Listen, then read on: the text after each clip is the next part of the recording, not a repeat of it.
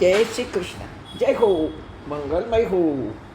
ભગવાન ગીતામાં કહી રહ્યા છે, આર્તો જિજ્ઞાસુ અર્થાર્થી જ્ઞાની ચ ભરતર્ષભ. આર્તો એટલે આત્માનો અવાજ, આર્તનાદ. આપણને છોડીને પુકારીએ પ્રભુને, એ આર્તનાદ ગમે અને સંભળાય. ગીતાનો પહેલો અધ્યાય અર્જુન વિષાદ યોગ. અર્જુનને વિષાદ થયો. બધા સંબંધો, મિત્રો, સ્વસ્તિ પક્ષો, વડીલો, ગુરુજનો, આચાર્યોને જોઈને તે હતાશ થઈ ગયો. અરે હે કૃષ્ણ, નકાંક્ષે વિજયમ કૃષ્ણમ ન ચ રાજ્ય સુખાની ચ કિન્નો રાજ્ય ગોવિંદમ કિમ ભોગય જીવિતેન વા. હે ગોવિંદ, હે પ્રભુ, આ બધાને મારીને મારે શું ભોગ ભોગવવા? હું આ બધાને નહીં મારી શકું. માત્ર આંસુથી જ નહીં, એક આત્મપીડા, આત્મવિષાદ, આત્મનાદ, પરેશાનીનો અર્જુનને પાર નથી. અને એ પણ સગાઓના સતપણથી રડ્યો, મિત્રોની મમતાની વળગણથી રડ્યો, સંબંધીઓ સાથેની માયાના બંધનમાં બંધાઈને રડ્યો, વ્યવહારના વટને વિંધાયેલો હતો, તાણા વાણા તૂટવાના ડરથી રડ્યો, બધું છોડવા તૈયાર હતો. અર્જુન કહે, મને કાંઈ જ જોઈતું નથી, રાજ્ય સુખ જોઈતું નથી, પ્રશંસા નથી, મને એવોર્ડ જોઈતો, મને કોઈ આકાંક્ષા નથી, મને કોઈ વિજય મેળવવાની મથામણ નથી. હે કૃષ્ણ, નથી રાજ્ય સુખ ભોગવવાની તીવ્ર ઈચ્છા. હે કૃષ્ણ, વન ભટક્યા છીએ, આજે પણ ભટકવા તૈયાર છીએ.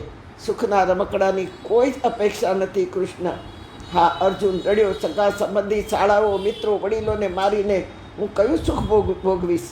આ બધાને મારીને ભોગ ભોગવવાની મને કોઈ મહેચ્છા નથી, અને મતલબ પણ શું છે? અર્જુન રડ્યો આ બધા માટે. તેથી અર્જુનનું રડવું માત્ર રડવું જ નહીં રહ્યું, પણ વિષાદ યોગ બન્યું. યોગ એટલે જોડાઈ જવું, યોગ એટલે ભક્તિ, અને એ ભક્તિ એટલે બુદ્ધિની સ્થિરતા, મનની પ્રસન્નતા. અર્જુન બધામાંથી ડગી રહ્યો અને માગી રહ્યો છે. એટલી બધી ધૃષ્ટતા વધી ગઈ હતી, અને છતાં પણ અર્જુન ભાવ વિવશ છે. દુઃખી હૃદયે બોલી રહ્યો છે, હે કેશવ, હે મધુસૂદન, હું બધું જ જાણું છું કે આવા આતતાઈઓને મારવામાં કોઈ જ ગુનો નથી. આવા દુષ્ટ અને ભ્રુષ્ટ કે જેઓ આગ લગાડે છે તે આતતાઈ, ઝેર આપીને મારે છે લોકોને એ આતતાઈ, શસ્ત્રથી વધેરી નાખે આતતાઈ, ધન ખૂંચવી લે છે આતતાઈ, રાજ્ય છીનવી લે છે આતતાઈ, અને સ્ત્રીઓને મારવાનું કહે છે તે પણ આતતાઈ. આજે પણ આ ચાલી રહ્યું છે. ધન લૂંટાઈ રહ્યું છે, ઝેર આપીને મારી રહ્યા છે લોકોને, એકબીજાને. ધન લૂંટાઈ રહ્યું છે, સ્ત્રીઓનું અપમાન થઈ રહ્યું છે, મહિલાઓનું, વિધવાઓનું, બાળકોનું, વૃદ્ધોનું, હા, મંદિરોનું, મંદિરના ભગવાનનું અપમાન થઈ રહ્યું છે. કૃષ્ણના વખતમાં, એ યુગમાં આતતાઈઓ કહેવાતા એ જ આતતાઈઓ અત્યારના આતંકવાદીઓ છે. આતંકવાદીઓ માત્ર બીજા દેશથી આવે ને મારે છે એ નહીં, પણ દરેક સમાજમાં પણ છે, હા, કુટુંબમાં પણ છે. ઘરમાં કોઈ એકાદ આતંકવાદી આવો છે કે જે પીડા આપીને પજવી રહ્યો છે ઘરના લોકોને, અન્યાય કરી રહ્યો છે આવા લોકોને. હે કૃષ્ણ, ક્યારે આવશો? આવું સુદર્શન લઈને આપ ક્યારે આવશો આ બધાને મારવા?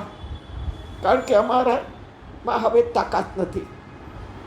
ધન લૂંટનાર, સ્ત્રી ધનને લૂંટનાર, મંદિરનું ખાનાર, સમાજનું ખાનાર, ભંડારાનું રોજ ખાઈને ટિફિનો લઈ જનાર, જ્ઞાતિનું લૂંટનાર, આ બધા આતતાઈઓ, એ બધા આતંકવાદીઓ છે. સોફિસ્ટિકેટેડમાં દેખાતા એને મારવામાં પાપ નથી.